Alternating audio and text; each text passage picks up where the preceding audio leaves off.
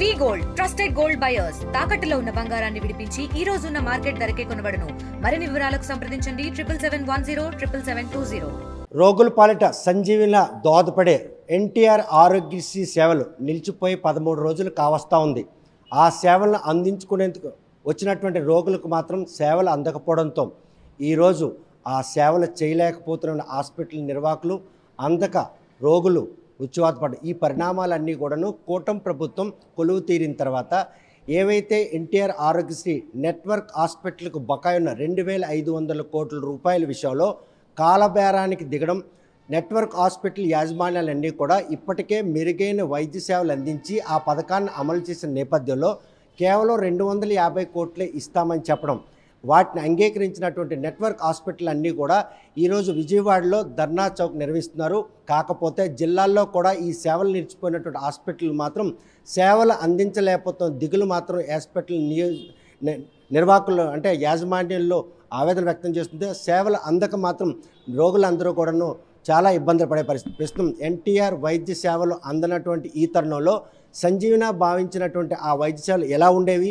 2500 కోట్ల రూపాయల బకాయి ఉన్నా కూడాను ఆ రోగులకి మెరుగైన వైద్య చికిత్సలు అందించినటువంటి యాజమాన్యాలు ఎటువంటి పరిస్థితులు ఉన్నాయంటే ప్రస్తుతం మనతో మాట్లాడి కిమ్స్ సంబంధించినటువంటి ఆ డాక్టర్ మనతో ఉన్నారు. చూస్తే కనుక ఈ వైద్య సేవలు నిలిచిపోవడంతో మాట రోగులు ఎటువంటి ఇబ్బంది పడుతున్నారు, ఏవైతే బకాయిలు రావాల్సిందో ఆ బకాయిలు త్వరితగతిన అంతే మళ్ళీ సంజీవనలా భావించినటువంటి ఆ సేవలు రోగులకు అందుబాటులోకి వచ్చే పరిణామం ఉందా?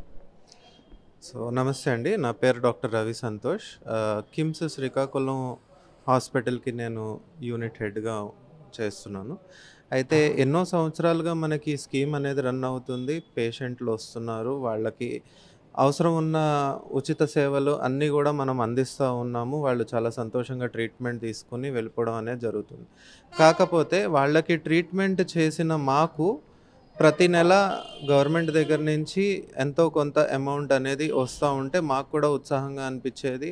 మాకు కూడా ఇంకా పని చేయాలి, ఇంకా మేము సేవలు అందించాలన్న ఆశ, ఉత్సాహం ఉండేది.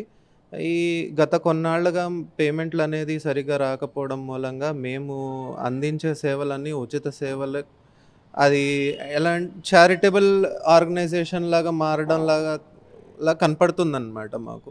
సో దాని మూలంగా ఏంటంటే మేము ఈ ఫెసిలిటీస్ ఏవైతే ఉన్నాయో అవి మేము ఇంకా అందించలేని పరిస్థితుల్లోకి వెళ్ళిపోతూ ఉన్నాము. మా మీద ఆర్థికమైన భారం అనేది రోజు రోజుకి పెరిగిపోతూ ఉంది. ప్రైవేట్ హాస్పిటల్స్ మేమే కాదండి, స్టేట్లో ఉన్న ప్రతి ప్రైవేట్ హాస్పిటల్ పరిస్థితి ఈ రోజున ఆలోచిస్తే ఇలాగే ఉంది. కొన్ని వాటికి కొన్ని వందల్లో కొన్ని వేలల్లో అలాగా మాకు బాకీలు ఉన్నాయి.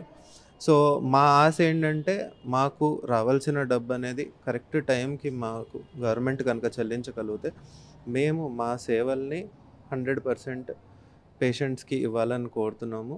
చూస్తే కనుక ఎన్టీఆర్ వైద్య సేవలు అంటేనే ఉచితం.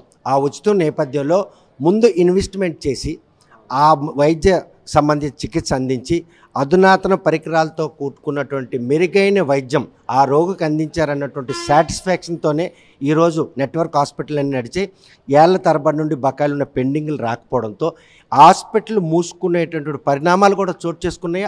అందుకే ఈరోజు రోడ్డుపైకి వచ్చే పరిస్థితి. డెఫినెట్గా అండి, ఎందుకంటే మాకు రోజువారీలో ఒక 100 నుంచి 150 బెడ్లు ఆరోగ్యశ్రీ పేషెంట్లు ఆక్యుపై చేయడం అనేది జరుగుతూ ఉంటుంది. ఈ రోజుని ఈ సేవలు మేము నిలిపివేయడం నుంచి చూస్తే మాకు ఈ ఆరోగ్యశ్రీ పేషెంట్లు అనేవాళ్ళు లేరు హాస్పిటల్లోని. దాని ద్వారా ఏంటంటే మాకు ఒక 30-40 బెడ్లు మాత్రమే నిండి ఉన్న పరిస్థితులు ఉంది ప్రస్తుతం. అలా అని చెప్పేసి మేము స్టాఫ్ని కొరత చేసే అవకాశం లేదు. అది 100% రన్ చేయవలసిందే మేము. అండ్ స్టాఫ్ 100% రన్ చేయాలి. మేము అన్ని రకాల ఖర్చులు మాకు 100% అవుతూనే ఉంటాయి. కాబట్టి ఏంటంటే as early as possible government మాకు కొద్దిగా రిలీఫ్ కలిగిస్తే కనుక, ఎంత త్వరలో అయితే అంత త్వరలో రిలీఫ్ కలిగిస్తే కనుక మేము మళ్ళీ సేవల్ని మళ్ళీ స్టార్ట్ చేయాలని కోరుతున్నాం. 13 రోజులుగా ఎన్టీఆర్ ఆరోగ్యశ్రీ సేవలు నిలిచిపోయినప్పటికీ గతంలో ఓపీకి ఇప్పుడు ఓపీకి ఏమాత్రం తేడా ఉంది? ఆ సేవలు అందించలేకపోతున్న దిగులు యాజమాన్యంలో వెంటాడుతుంది.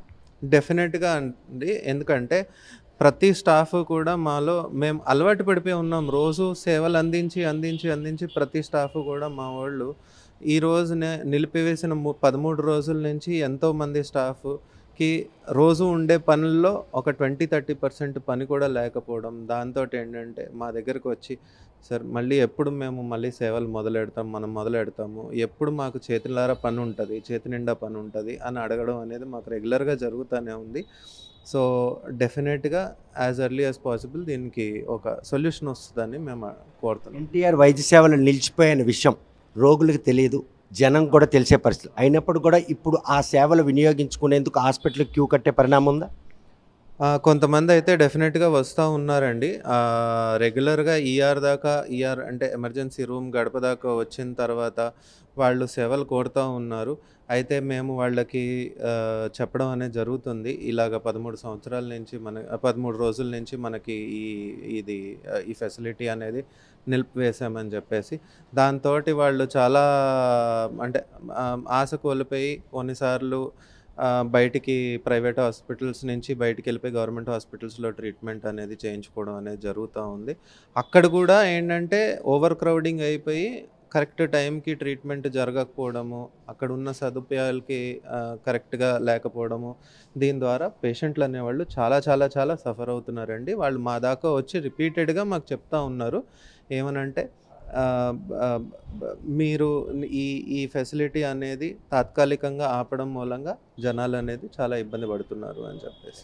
చూస్తే కనుక ఆరోగ్యశ్రీ సేవలు ఏళ్ల తరబడి నుండి రోగులకు సేవలు అందించామన్నటువంటి సంతృప్తితో పాటు ఆర్థిక ఇబ్బంది ఉన్నప్పుడు కూడాను ఏదైతే సిబ్బంది ఆరోగ్యశ్రీ అమల్లో ఉన్నటువంటి సిబ్బంది ఉన్నారో ఆ సిబ్బంది ప్రస్తుతం కూడా విధులు నిర్వహిస్తున్నారు. సేవలు ఆగిపోయని చెప్పి సిబ్బందులు నిలుపుదల చేసే ప్రక్రియ లేకపోవడంతో ప్రైవేట్ నెట్వర్క్ హాస్పిటల్లో ఏదైతే ఎన్టీఆర్ ఆరోగ్యశ్రీ పథకం నిలిచిపోయిన తర్వాత ఈరోజు రోగులు అది నిలిచిపోయిందనే విషయం తెలియక సేవలకు వచ్చి మరి ఆవేదనతో వెనుదిరిగే పరిస్థితి. కాకపోతే ప్రభుత్వ హాస్పిటల్లో ఈ సేవలు కొనసాగుతున్న నేపథ్యంలో అక్కడ మాత్రం రోగులు పెద్ద మొత్తంలో ఉండడంతో అటువంటి అధునాతనటువంటి వైద్య సేవలు అందక రోగులు నానా ఇబ్బందులు పడే పరిస్థితులు నెలకొన్నాయని చెప్పేసి ఎవరైతే హాస్పిటల్ నెట్వర్క్ నిర్వాహకులు మాత్రం ఆవేదన వ్యక్తం చేస్తున్నారు. వేళ్ల తరబడి నుండి ఆ సేవలను అందించే వారికి మాత్రం ఆరోగ్యశ్రీ సేవలు నిలుపుదల చేయడం విషయంలో మాత్రం మదనపాటు వెంటాడుతుంది. తమకు రావాల్సిన బకాయిలు మాత్రం తక్షణమే విడుదల చేసి యథేచ్ఛగా మళ్ళీ ఈ సేవలు మాత్రం అయినట్టయితే మాత్రం రోగులు పడుతున్నటువంటి ఈ వేతనలు మాత్రం కట్టడి చేయొచ్చు. ప్రభుత్వం మాత్రం ఈ విషయంలో పునరాలోచించుకోవాలి. తాము డిమాండ్ చేసినటువంటి ఏదైతే డిజిట్ ఉందో అదంతా కూడాను పేదలకి నిరుపేదలకి ఉచితంగా వైద్య సేవలు అందించిన దానికి మొత్తం ఈ విషయంలో మాత్రం తమకు రావాల్సిన బకాయిల విషయంలో మాత్రం ఎట్టి పరిస్థితుల్లో కూడా కోత విధించొద్దు కూడా వారు ప్రాధాయపడుతున్నారు. మరి ఈ విషయంలో ఏదైతే ఎన్టీఆర్ వైద్య సేవలు నిలిపివేశారో ఆ వైద్య సేవలను వెంటనే పునరుద్ధరించేందుకు కూటమి ప్రభుత్వం ప్రయత్నిస్తుందా? పేదలకి సంజీవన భావించినటువంటి ఎన్టీఆర్ ఆరోగ్యశ్రీ పథకం మళ్ళీ త్వరగా అందుబాటులోకి వస్తుందా లేదనే విషయం వేచి చూడాల్సిందే. వీడియో జర్నలిస్ట్ రామకృష్ణతో సత్యం, RTV శ్రీకాకుళం.